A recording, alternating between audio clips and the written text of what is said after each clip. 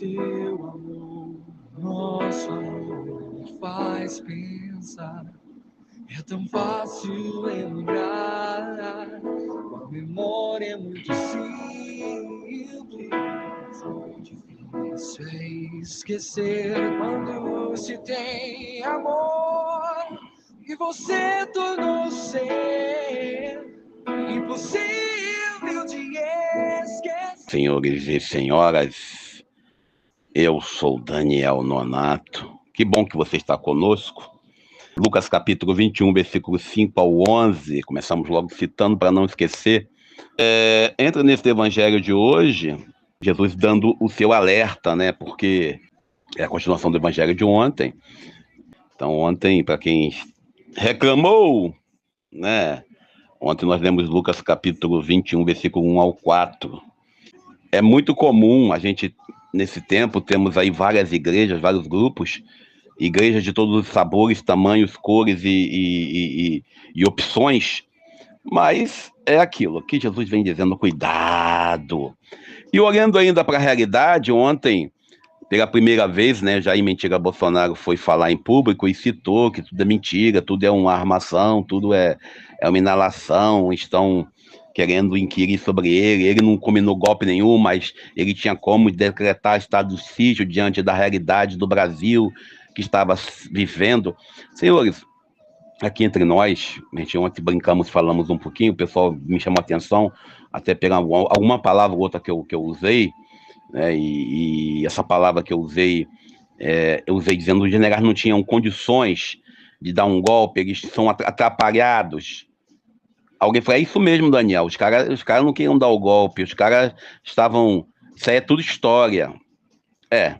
E uma das falas do Jair Mentiga Bolsonaro, ontem, que eu ouvi, é que a palavra que ele usou é que o processo está em sigilo para facilitar a edição de áudio e edição de provas.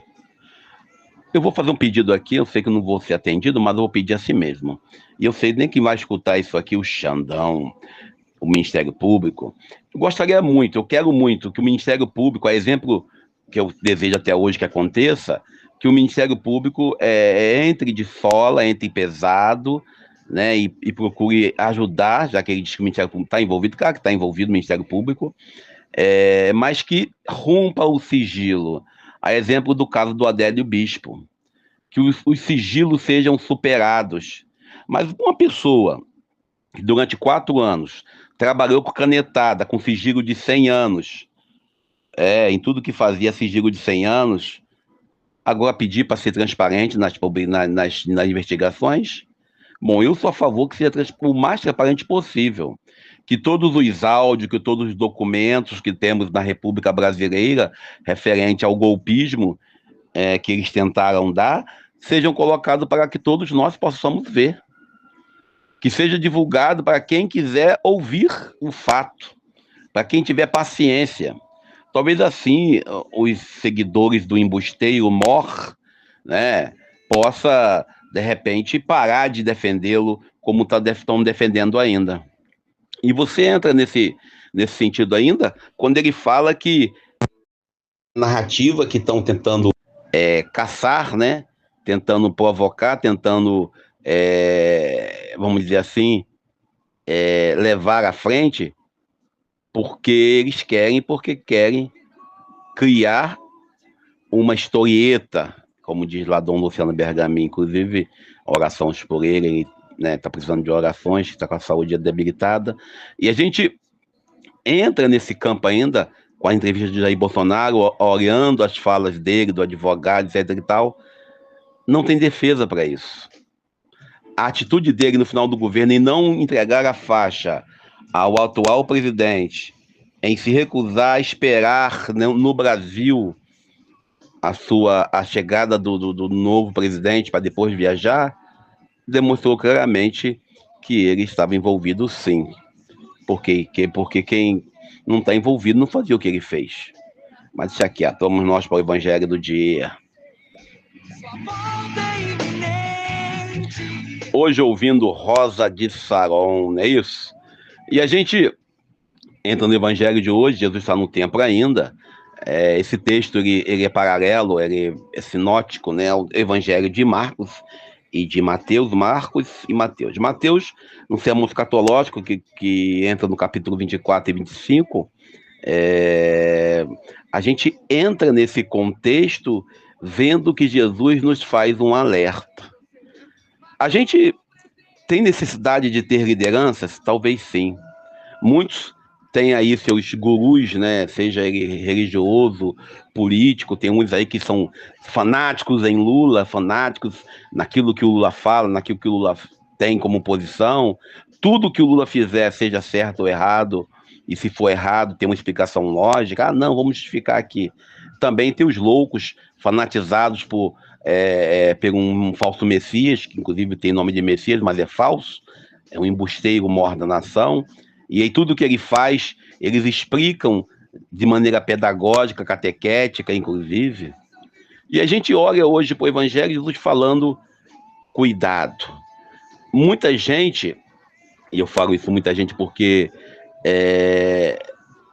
tem esse costume, segue o pastor, segue o padre, segue o ministro leigo, segue o diácono e cria aí o seu referencial de fé.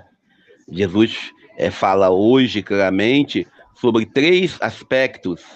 E o primeiro aspecto é a questão de não ficar admirado, não ficar estupefato com alguns fatos que ocorrem, né? Que o templo será destruído, e Jesus está falando aqui referente ao ano 70 do século I, quando o templo é destruído pelos romanos, né? E ele fala tudo será destruído.